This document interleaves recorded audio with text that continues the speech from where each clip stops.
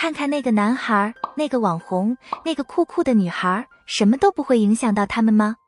他们怎么能对发生的一切都无动于衷？我有缺陷吗？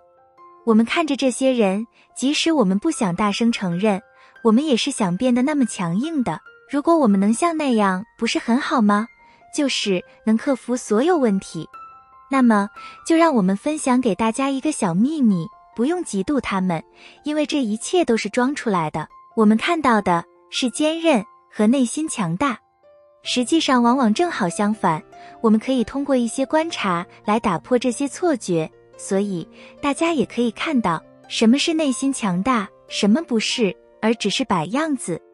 一，他们的自我价值完全取决于别人对他们的看法。哦，这里有扇窗户，看看头发，这里有个倒视镜，看看牙齿，碰到个大水坑，多看几遍走路的样子和姿势。是的，这样的人，他们总能在任何情况下拿出新的表演或套路来吸引别人的注意。也许有人认为这样的人很高调，坚持认定有些事情并不困扰他们，他们不需要证明任何事情，没人会问他们，算了吧，你知道，你已经看出来了。这不是一个内心强大的人，他们的行为和表情都是为了说服自己和其他人，他们让自己完全依赖他人来设定自己的价值。内心强大的人不需要装腔作势，也不需要宣称自己很强大，他们就是他们自己的评估师，不需要别人告诉他们自己的价值，他们可以无所畏惧地寻求帮助或表现得与众不同，因为他们知道自我提升不会减少或改变他们的价值，能够从他人那里获取知识，而不是用自我夸大的言论将其淹没，可以让他们学习并变得更加强大。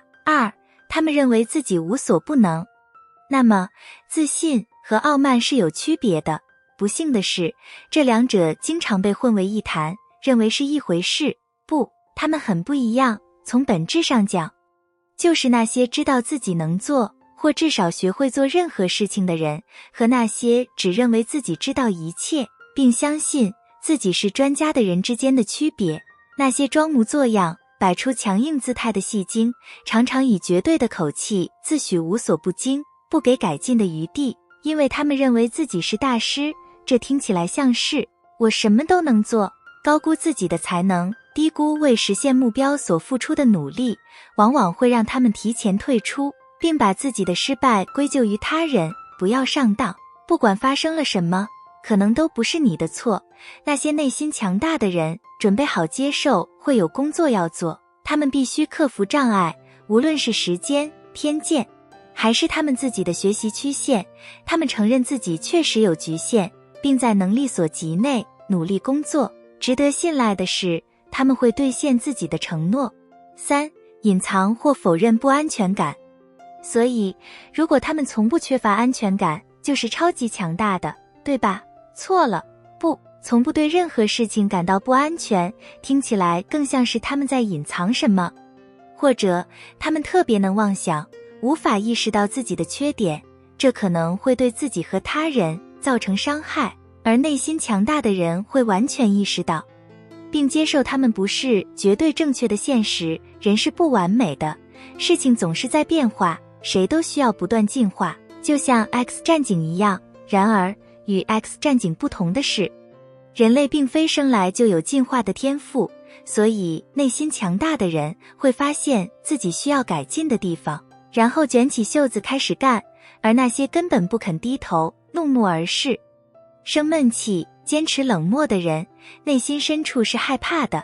他们害怕，如果他们承认自己有不安全感，就会毁了他们小小的纸牌屋。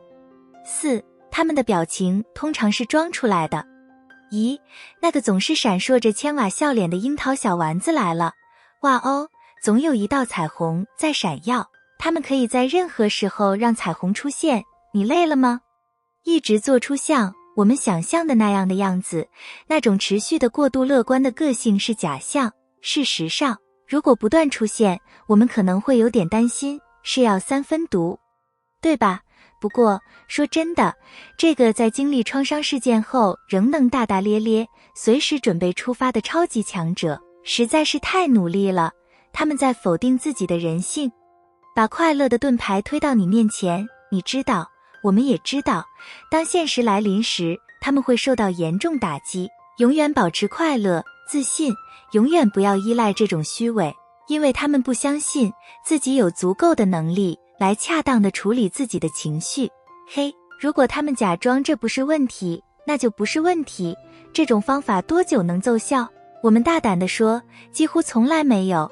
内心强大的人会允许自己表达和感受各种各样的情绪，保持积极和消极的平衡。实际上，他们知道，他们要处理的不是有趣的事情，这是必须要做的，所以他们做了。最后一点，5，他们试图控制其他人。人们很容易把专横和苛求的人认为是强势的，甚至使用的词语似乎也表明了这一点。比如铁腕或监工，如果把专横的人看作是内心强大的人，那可就大错特错了。